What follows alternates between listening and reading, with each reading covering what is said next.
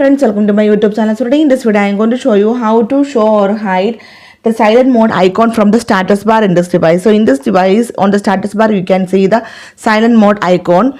So let me show you how to disable or how to hide this silent mode icon from the status bar in this device.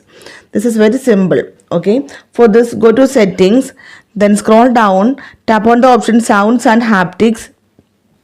Then here you can see the option show in status bar. Now the silent mode is enabled, then only you can see the option show in status bar.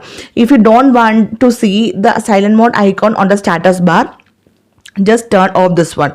Now you can see it is disabled from the status bar. If you want to view the silent mode icon again on the status bar, turn on this option. Now you can see it is came here. If you want to hide, turn off. If you want to show this one, turn on. So simply in this way you can show or hide the silent mode icon from the status bar in this device. So hope you guys enjoy this video. Thank you for watching. Thank you. Bye bye.